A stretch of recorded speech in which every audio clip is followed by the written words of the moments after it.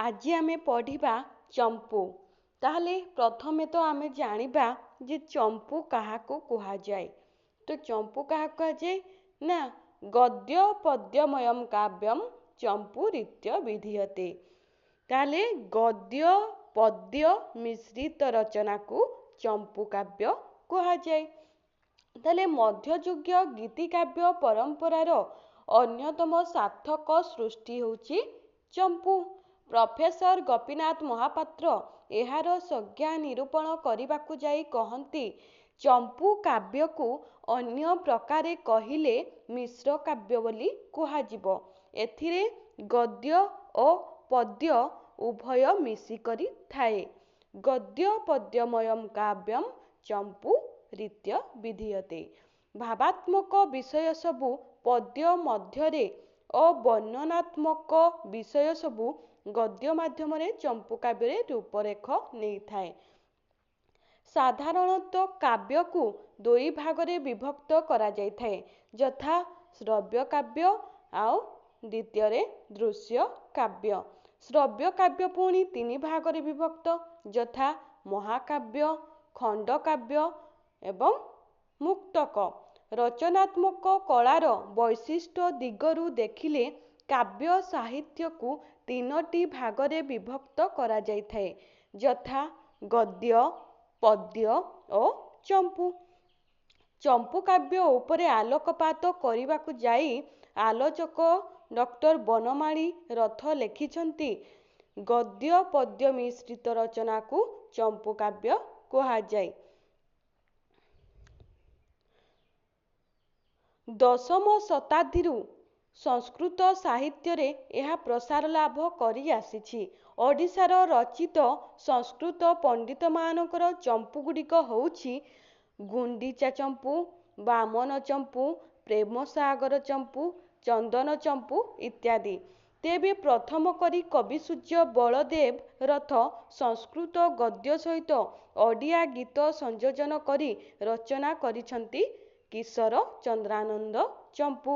କବିସୂର୍ଯ୍ୟଙ୍କ ଦ୍ୱାରା ପ୍ରଭାବିତ ହୋଇ ବିଶ୍ୱନାଥ ଦେବବର୍ମାଙ୍କ ରାଧା ଗୋବିନ୍ଦ ଚମ୍ପୁ, ଦାମୋଦର ପଟ୍ଟନାୟକଙ୍କ ଜୀବନ ଚମ୍ପୁ, ଗୋବିନ୍ଦ ରାଇଗୁରୁଙ୍କ ବୃନ୍ଦାବନ ଚନ୍ଦ୍ରାନନ୍ଦ ଚମ୍ପୁ, ରଘୁନାଥ ରାଇଗୁରୁଙ୍କ ଚମ୍ପୁ, ଲାଲମୋହନ ପଟ୍ଟନାୟକଙ୍କ ଜୀବନ ଚମ୍ପୁ, ଶ୍ୟାମବନ୍ଧୁ ଦାସଙ୍କ ଜାତୀୟ ଚମ୍ପୁ, ହରିହର ମିଶ୍ରଙ୍କ ପ୍ରେମ ଲହରୀ ଚମ୍ପୁ ଆଦି ରଚିତ ହୋଇଛି। ଓଡ଼ିଆରେ ଗଦ୍ୟ ପଦ୍ୟ ମିଶା ଚମ୍ପୁ କାବ୍ୟ ମଧ୍ୟ ରଚିତ ହୋଇଛି। ଖଣ୍ଡପଡ଼ା ରାଜକୁମାର ମହେନ୍ଦ୍ର ସିଂ ସାମନ୍ତଙ୍କ ବୃନ୍ଦାବନ ଚନ୍ଦ୍ର ବିନୋଦକୁ ପ୍ରଥମ ଓଡ଼ିଆ ଚମ୍ପୁ ଭାବେ ପ୍ରଫେସର ଜାନକୀ ବଲ୍ଲଭ ମହାନ୍ତି ଗ୍ରହଣ କରିଛନ୍ତି। କବି ସିଂଙ୍କ ଭାଷାରେ ଏହା ହେଉଛି ପ୍ରାକୃତ ନାଟ୍ୟ ପ୍ରବନ୍ଧ। ଏହି ଚମ୍ପୁ ବେଶ୍ ନାଟ୍ୟ ଲକ୍ଷଣ ଯୁକ୍ତ ଓ ଆଡ଼ମ୍ବରପୂର୍ଣ୍ଣ ଶୈଳୀ ହିଁ ଏହାର ମାଧୁର୍ଯ୍ୟ ବୃଦ୍ଧି କରିଛି। ଚମ୍ପୁର ବିକାଶ କ୍ରମକୁ ଦେଖାଇବାକୁ ଯାଇ ପ୍ରଫେସର ଜାନକୀ ବଲ୍ଲଭ ମହାନ୍ତି କହନ୍ତି, ଓଡ଼ିଆରେ ପ୍ରଚଳିତ ଚମ୍ପୁ ନାମିତ ଗୀତିଗୁଚ୍ଛ ଗୁଡ଼ିକୁ ବିଷୟବସ୍ତୁ ଦୃଷ୍ଟିରୁ ଭକ୍ତିମୂଳକ, ରାଧାକୃଷ୍ଣ ଲୀଳାତ୍ମକ, ସାମାଜିକ ଓ ପରିହାସାତ୍ମକ ଭେଦରେ ଚାରି ଭାଗରେ ବିଭକ୍ତ କରାଯାଇପାରେ। ଜୀବନ ଚମ୍ପୁ, ମହିମା ଭଜନ ଚମ୍ପୁ, ଭକ୍ତିମୂଳକ ଚମ୍ପୁ ଭାବରେ, କିଶୋର ଚନ୍ଦ୍ରାନନ୍ଦ ଚମ୍ପୁ, ରାଧାକୃଷ୍ଣ ଲୀଳାତ୍ମକ ଚମ୍ପୁ ଭାବରେ, ଜାତୀୟ ଚମ୍ପୁ, ସାମାଜିକ ଚମ୍ପୁ ଭାବରେ ଓ ସାମନ୍ତ ସମ୍ବାହନ ଚମ୍ପୁ, ପରିହାସାତ୍ମକ ଚମ୍ପୁ ଭାବରେ ଗ୍ରହଣୀୟ। ପରବର୍ତ୍ତୀ କାଳରେ କିଶୋର ଚନ୍ଦ୍ରାନନ୍ଦ ଚମ୍ପୁର ଲାଳିକା ଭାବେ କେତେଗୋଟି ଚମ୍ପୁ ମଧ୍ୟ ରଚିତ ହୋଇଅଛି।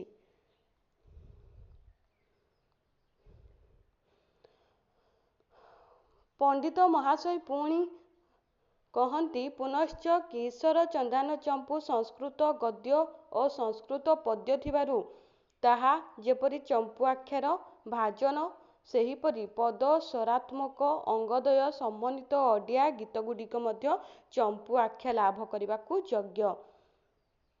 ରୀତିଯୁଗୀୟ କାବ୍ୟ ପରମ୍ପରାରେ ଚମ୍ପୁର ଏକ ସ୍ୱତନ୍ତ୍ର ମର୍ଯ୍ୟାଦା ରହିଛି। ରାଧାକୃଷ୍ଣ ପ୍ରେମଲୀଳା ସମ୍ବଳିତ କଥାବସ୍ତୁ ଚମ୍ପୁର ଉପଜୀବ୍ୟ। କବିସୂର୍ଯ୍ୟଙ୍କ ପୂର୍ବରୁ ସଂସ୍କୃତ ଭାଗବତ ପୁରାଣଠାରୁ ଆରମ୍ଭ କରି ପ୍ରାକୃତ ଓଡ଼ିଆ ଭାଷାରେ ଶ୍ୟାମ ରାସଶ୍ଚବ ପର୍ଯ୍ୟନ୍ତ ଶତ ଶତ ବିଶାଳକାୟ କାବ୍ୟ ରଚିତ ହୋଇଥିବା ସତ୍ତ୍ୱେ କବିସୂର୍ଯ୍ୟ ତଦ୍ବିଷୟକ ଚମ୍ପୁ କାବ୍ୟ ରଚନାରେ ଆପଣାର ମୌଳିକ କବି କଳ୍ପନାର ପରିଚୟ ଦେବା ଲାଗି ଅତି ଅଳ୍ପ ସୁଯୋଗ ପାଇଥିବା ବୋଲି ମନେ କରିବାରେ ସ୍ୱାଭାବିକତା କିଛି ନାହିଁ। ମାତ୍ର ସମସ୍ତ ରାଧାକୃଷ୍ଣ ପ୍ରେମମୂଳକ କାବ୍ୟ ଜଗତରେ ଚମ୍ପୁର ସଫଳତା ଅନନ୍ୟ ଓ ସ୍ୱତନ୍ତ୍ର।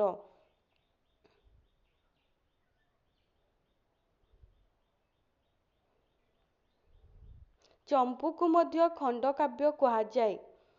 ସଂସ୍କୃତ ଚମ୍ପୁ ଅନୁସାରେ ଓଡ଼ିଶାର ସଂସ୍କୃତି ପଣ୍ଡିତଗଣ ଚମ୍ପୁ ରଚନାରେ ହାତ ଦେଇ ସଫଳ ହୋଇଛନ୍ତି। ସଂସ୍କୃତ ଚମ୍ପୁ ଅନୁସରଣରେ କବିସୂର୍ଯ୍ୟ କିଶୋରଚନ୍ଦ୍ରାନ ଚମ୍ପୁ ରଚନା କରିଛନ୍ତି। 34ଟି ଯାକ ବ୍ୟଞ୍ଜନ ବର୍ଣ୍ଣକୁ ଯଥାକ୍ରମେ ଆଦ୍ୟରେ ରଖି ଚମ୍ପୁର ଗୀତଗୁଡ଼ିକୁ ରଚନା କରାଯାଇଛି।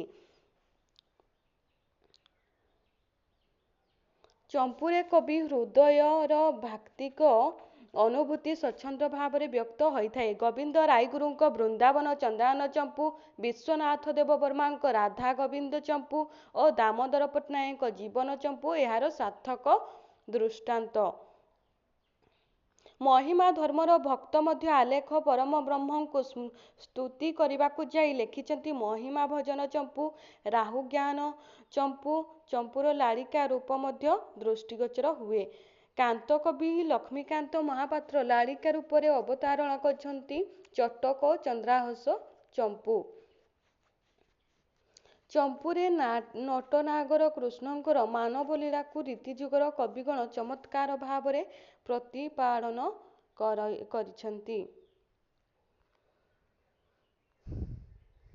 ମଧ୍ୟଯୁଗର କାବ୍ୟଗୀତାରେ ପ୍ରେମର ଦ୍ୱିବିଧ ରୂପ ଚିତ୍ରିତ ହେବା ଦେଖିବାକୁ ମିଳେ, ଯଥା ପ୍ରାକୃତ ବା ବୈଧ,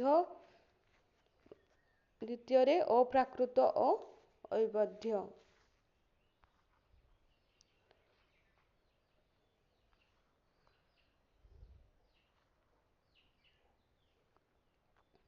ଚମ୍ପୁକୁ ଛାଡ଼ି ମଧ୍ୟଯୁଗୀୟ କାବ୍ୟ ସାହିତ୍ୟର ଚିତ୍ର କରିବା ଅସମ୍ପୂର୍ଣ୍ଣ ମନେହୁଏ। ଏହି ରୀତି ସାହିତ୍ୟକୁ ଏକ ନୂତନ ଦିଶା ପ୍ରଦାନ କରିଛି। ଦିବ୍ୟ ଅଦିବ୍ୟ ଭାବର ସାର୍ଥକ ପ୍ରୟୋଗ ଏଥିରେ ଘଟିଛି। ରାଧାନାଥ ଯଥାର୍ଥରେ କବିସୂର୍ଯ୍ୟଙ୍କ ଉଦ୍ଦେଶ୍ୟରେ ଲେଖିଥିଲେ ଧନ୍ୟ ରଥେ ତୁମ୍ଭେ ଜନ୍ମ ଶୁଭ କ୍ଷଣେ, ମୃତ୍ୟୁଞ୍ଜୟ ତୁମ୍ଭେ ଉତ୍କଳ ଭୁବନେ। ତ ଇଏ ଥିଲା ଆମର ଚମ୍ପୁ। ତ ଆମେ ଚମ୍ପୁ ଦେଖିଲେ।